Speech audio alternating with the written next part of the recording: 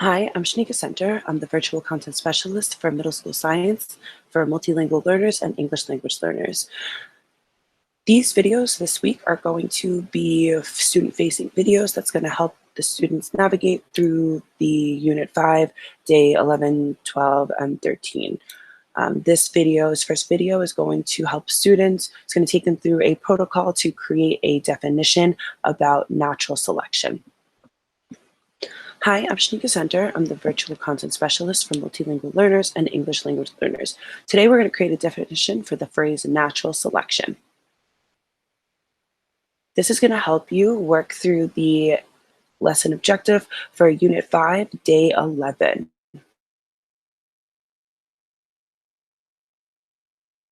We're going to do this using to look at the words that make up the phrase natural selection. Then you're going to write your definition in round box 1, which I'll show you in a little bit. Round 2, you're going to look at the picture that represents natural selection. You're going to refine the definition that you wrote in round 1. I'll again show you how to do that. Round 3, you're going to look at the next picture that represents natural selection and again refine your definition. You'll write that in round 3's box. Then round 4, you're going to look at a short video of natural selection and refine your definition of natural selection for the final time. Then you're going to share your definition with your partner. So let's get started. Here are the boxes that I was talking about. So round 1, round 2, round 3, and round 4. For each round, you're going to write your definition. You can copy and paste your definition from round 1 into the box of round 2, and then use that to help you create your new definition or refine your definition. And when I say refine, I mean make it better. So maybe you're adding some details, maybe you're taking out some words that are no longer there. You're just making the definition that you previously wrote a little bit stronger.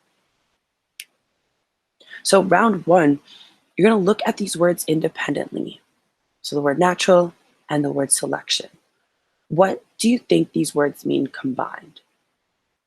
So think about the definition of the word natural or the meaning, and think about the meaning or the definition of the word selection. Once you have an understanding of what these words mean independently, combine them. What do you think they mean together? When you have your definition, you're going to write it in box 1.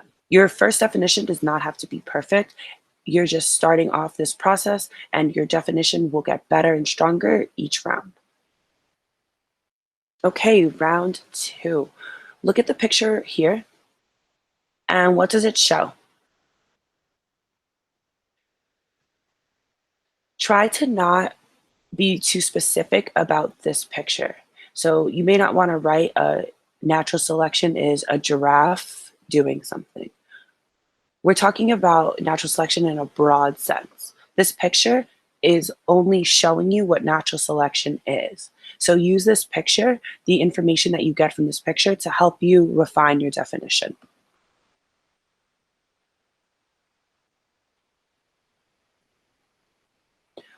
When you have an understanding of what this picture is showing you and how it connects to your definition that you previously wrote, go back to your boxes. And let's say we had,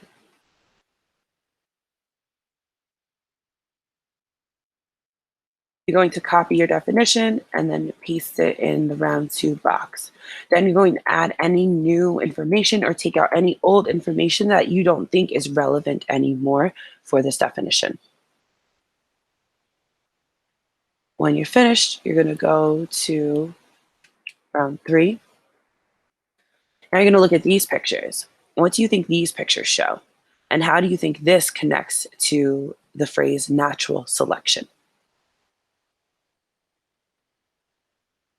When you have an idea of things that you can add to your definition, you're going to go back to your boxes and copy and paste your definition from round 2 and paste it in box for round 3.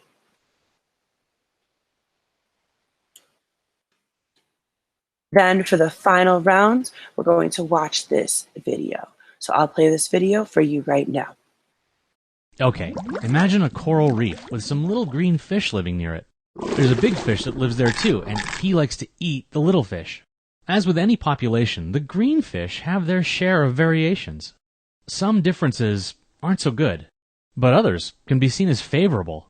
A fish the same color as the reef is harder to spot, so it's less likely to get eaten. It has a better chance of living long enough to reproduce. Now, let's say its variation is something that can be passed on to its offspring.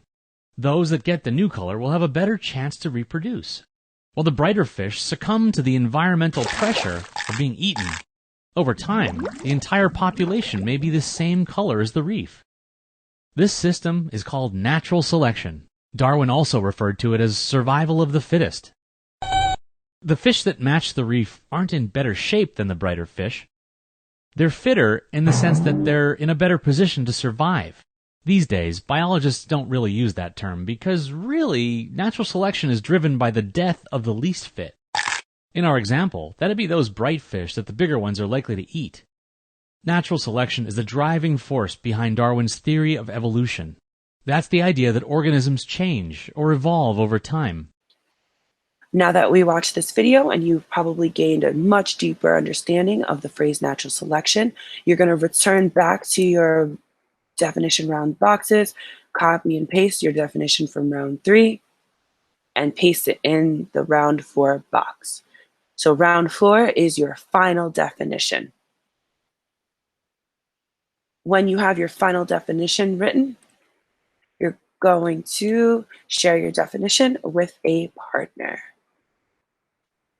If you have any questions, feel free to reach out to your teacher.